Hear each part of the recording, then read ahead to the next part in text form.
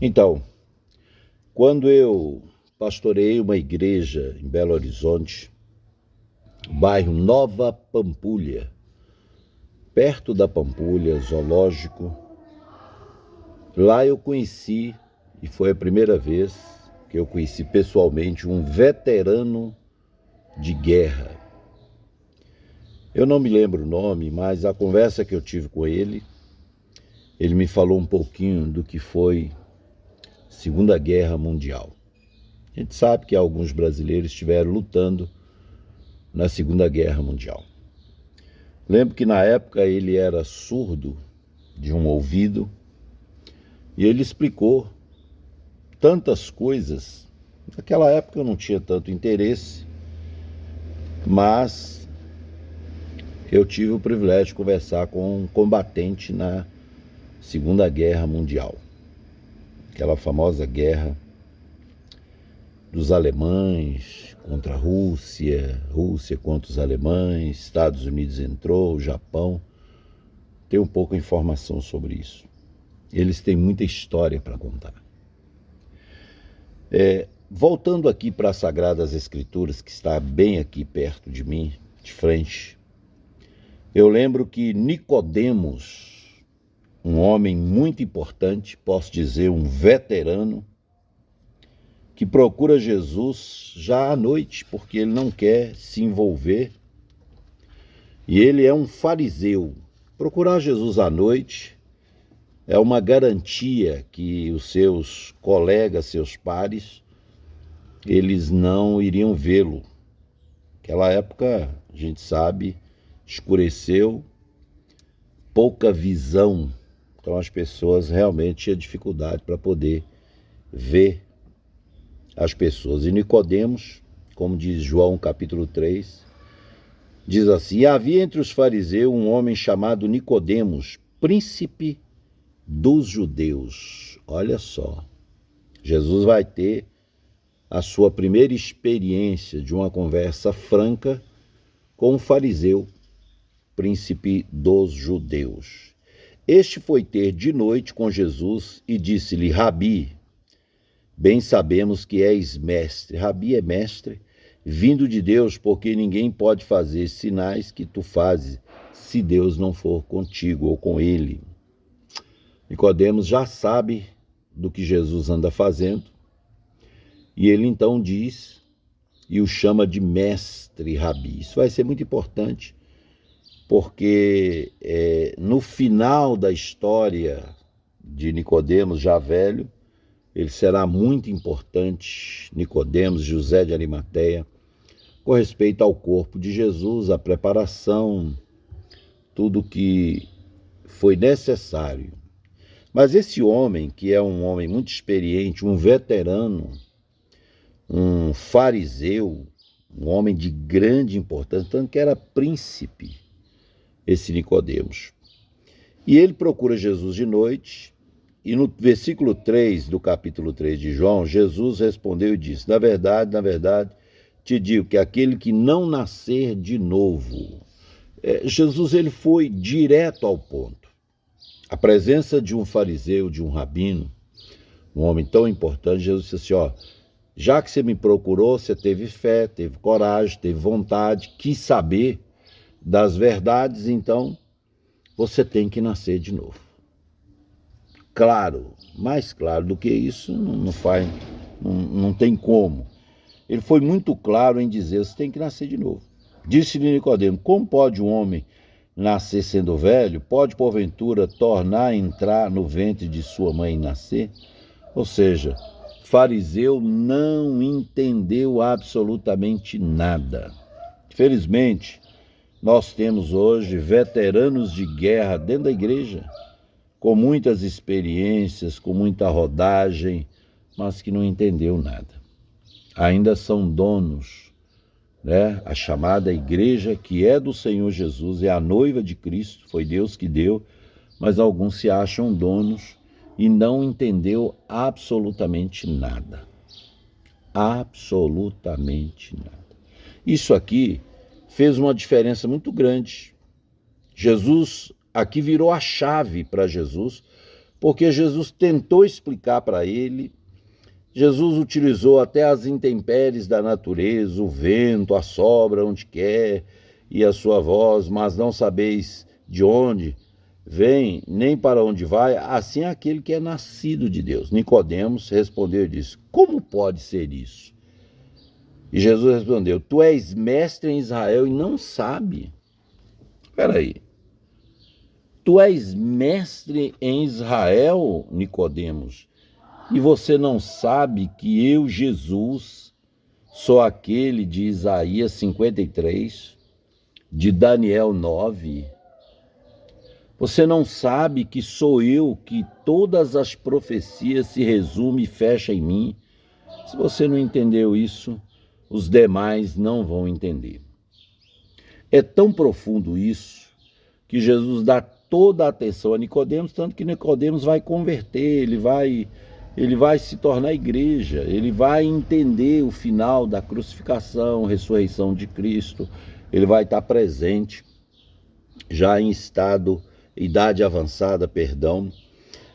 Isso aqui fez tanta diferença que Jesus teve que contar uma história da serpente levantada lá no deserto.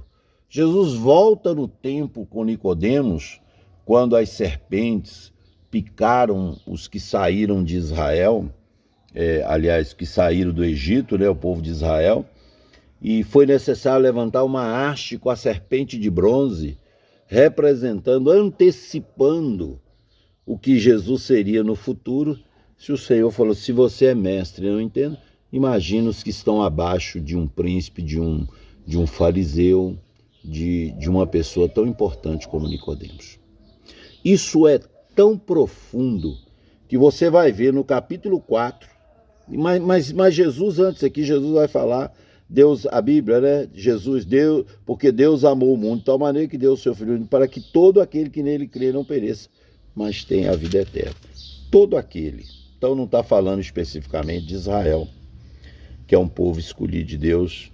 Deus vai tratar com Israel. Mas no capítulo 4, para mim não estender dentro desse assunto aqui do capítulo 3, que é importante, aqui existe detalhes e pormenores que faz toda a diferença, dá uma mensagem longa.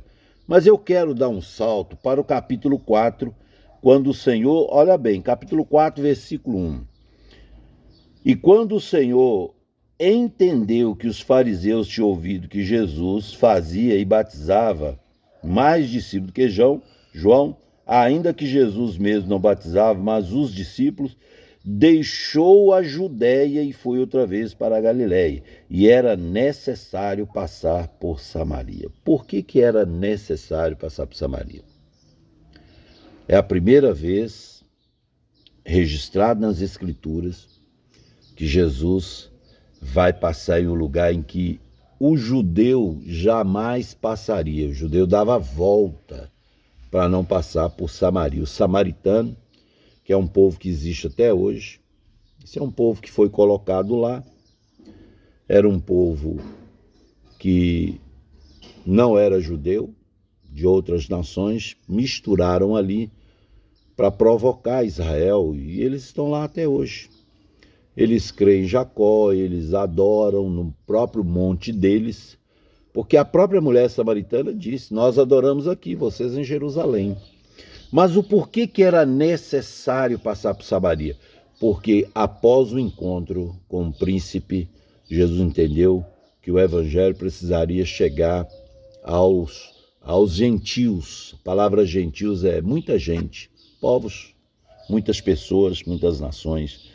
E o evangelho vai chegar de forma muito clara. Essa mulher, ela é diferente de Nicodemos.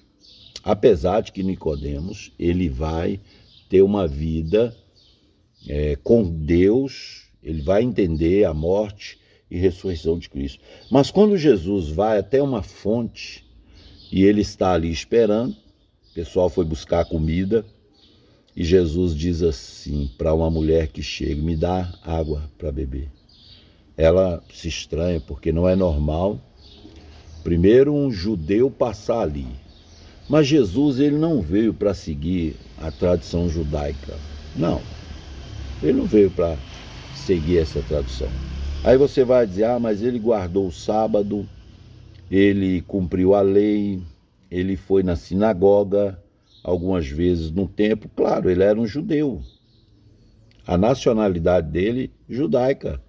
Ele é um judeu, um hebreu. Tá? O judeu, porque segue a religião do judaísmo, né? Também. E vem da Judéia, de onde ele nasceu, mas viveu em Nazaré, naquela região. Aqui é estranho para essa mulher, porque ela disse assim, mas não é normal. Aí Jesus diz para ela um diálogo incrível, se me der essa água, é a água que eu te der, disse Jesus, você jamais terá sede.